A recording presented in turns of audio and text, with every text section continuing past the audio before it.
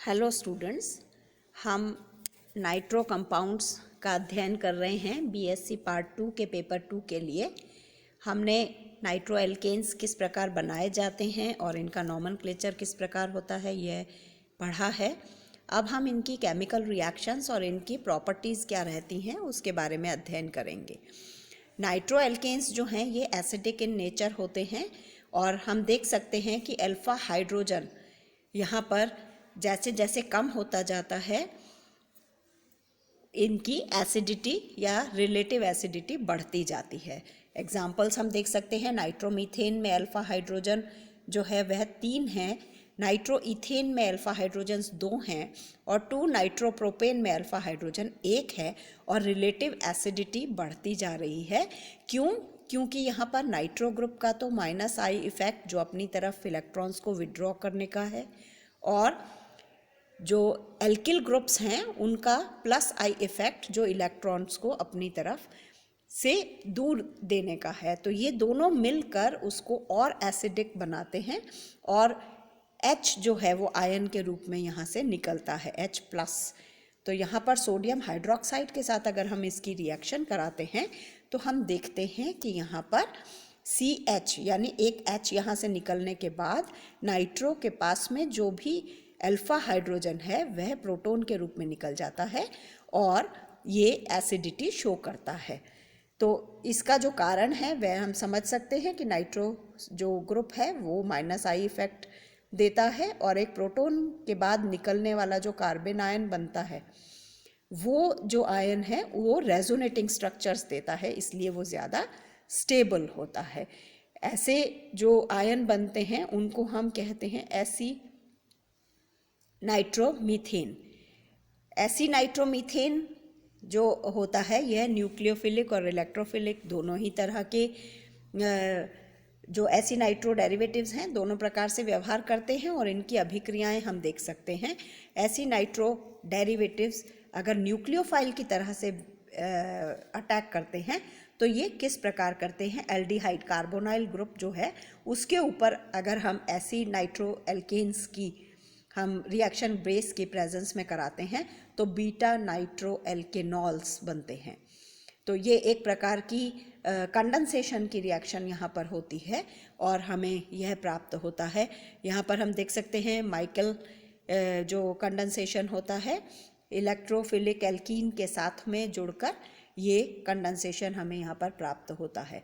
तो कोई भी एल्किल नाइट्रो कंपाउंड जो भी है जिसे हम एसी नाइट्रो एल्केन कहते हैं उसकी अभिक्रिया अगर हम एल्कीन पर कराएं या हम एल्डिहाइड पर कराएं तो हमें कंडेंसेशन के बाद जो उत्पाद हैं वो प्राप्त होते हैं।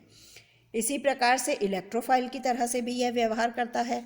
इलेक्ट्रोफाइल की तरह से जब यह व्यवहार करता है तो इसमें जो जल अपघटन है वह होता है और इसमें भी कंडेंसेशन हमें यहाँ पर प्राप्त होता है, एक वाटर मॉलिक्यूल यहाँ से निकल जाता है। और रिएक्शन मैकेनिज्म जो है उसमें हम देख सकते हैं कि जो हाइड्रोजन है वो बेस के साथ में निकल जाता है। तो जो नाइट्रो एल्केन्स हैं जिसमें अल्फा हाइड्रोजन प्रेजेंट है, यहाँ हम देखें अल्फा हाइड्रोजन नाइट्रो एल्केन में प्रेजेंट है, वह अल्फा हाइड्रोजन OH- के साथ में निकल जाती है और वाटर मॉलिक्यूल यहाँ पर एक निकलता है और आगे फिर जो उत्पाद बनता है वहाँ पर हमें RRCN+ और O पे माइनस, तो जो डबल बॉन्ड है वो C और N के बीच में शिफ्ट हो जाता है। 2 मॉलिक्यूल्स यहाँ पर वाटर के ऐड होते हैं और उसके बाद माइग्रेशन के द्वारा एंड में हमें यहाँ पर कीटोन प्राप्त होता है। तो ये जो कंडेंसेशन का जो प्रोडक्ट है हमें यहाँ पर मिलता है। इसी प्रकार से हम कुछ और भी रिएक्शंस देख सकते हैं उनकी मैकेनिज्म्स के साथ। नाइट्रो एल्केन्स के अंदर तो इस प्रकार से हमें उत्पाद मिलता है जिसमें कंडेंसेशन का एक वाटर मॉलिक्यूल निकल जाता है और अगर ये नाइट्रो एरीन्स के लिए क्योंकि उसमें कोई अल्फा हाइड्रोजन जैसी चीज़ प्रेजेंट नहीं होती है तो यहाँ पर यह बहुत अधिक एसिडिक शो नहीं करता है।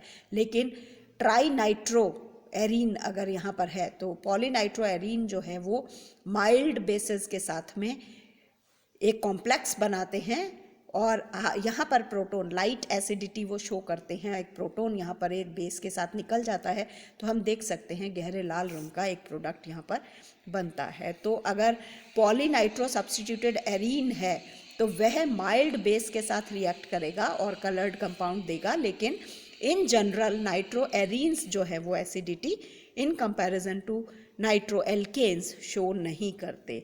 हमें यह समझना और समझाना क्रियाविधि के साथ में आना चाहिए। नाइट्रस एसिड के साथ भी अभिक्रिया होती है नाइट्रो कंपाउंड्स की, और हम यहाँ देख सकते हैं कि प्राइमरी और सेकेंडरी नाइट्रो एल्केन्स जो हैं वो नाइट्रस एसिड के साथ रिएक्शन करके नाइट्रोलिक एसिड और स्यूडो नाइट्रॉल्स बनाते हैं, जबकि जो टर्शरी नाइट्रो एल्केन्स हैं ये नाइट्रस एसिड के साथ कोई भी क्रिया नहीं करते। तो विक्टर मेयर में जब हम अल्कोहल्स का प्राइमरी, सेकेंडरी और टर्शरी के लिए टेस्ट करते हैं तो ये एक बहुत इम्पॉर्टेंट रिएक्शन है वहाँ पर, जिसमें नाइट्रो एल्केन HNO2 के साथ रिएक्शन करके यहाँ पर नाइट्रोलिक एसिड बनाता है। रिडक्शन अगर हम करते हैं नाइट्रो ग्रुप का तो LiAlH4 की प्रेजेंस में मेटल प्लस अम्ल की प्रेजेंस में तो ये NH2 में चेंज हो जाता है। वेल नोन अभिक्रिया है, हम पढ़ के आए हैं। नाइट्रो का अपचयन एमीन्स में, तो नाइट्रो से हम एमीन्स को प्राप्त करते हैं जब हम इसका रिडक्शन कराते हैं। रिडक्शन पार्शियल हो सकता है और कंप्लीट हो सकता है। अगर पार्शियल रिडक्शन होता है तो हमें न्यूट्रल जो मीडियम है जिंक और अमोनियम क्लोराइड की प्रेजेंस में तो NHOH ग्रुप से रिप्लेस होता है, तो ये हाइड्रोक्सिल एमीन मिलता है हमें। तो अगर पार्शियल अपचयन होता है तो हाइड्रोक्सिल एमीन मिलता है, अगर कंप्लीट अपचयन होता है तो हमें एमीन मिलता है। इसी प्रकार से यह डिहाइड्रेशन की रिएक्शन भी देता है। तो डिहाइड्रेशन नाइट्रो कंपाउंड्स जो हैं वो शीघ्रता से डिहाइड्रेट होकर हमें वाटर यहाँ से निकल जाता है और एक हाईली हम कहें एक्सप्लोजिव प्रोडक्ट बनाता है, यानी जो विस्फोट कर सकता है। तो इस प्रकार का एक प्रोडक्ट यहाँ पर बनता है, इसलिए हम इसे कभी भी क्षार के संपर्क में नहीं रखते। तो ये हाईली रिएक्टिव होता है। KNO2 शोरा और इनसे हम विस्फोटक बनाते हैं। तो हम समझ सकते हैं कि जो नाइट्रो ग्रुप है ये बहुत ज़्यादा रिएक्शन देता है, तो इसको हमको प्रोटेक्टिव रूप में यूज़ करना होता है। नाइट्रो एरीन्स जो हैं उनकी केमिकल रिएक्शंस हम देखेंगे, क्योंकि ये एसिडिटी बहुत ज़्यादा शो नहीं करती जैसा हमने अभी तक देखा, तो इसकी अभिक्रियाएं अलग प्रकार से होती हैं और ये नाभिक्स नहीं यानी न्यूक्लियोफिलिक सब्स्टिट्यूशन रिएक्शन देती हैं, और उनके लिए जो हमें क्रियाविधि का विस्तार से हम अध्ययन करेंगे।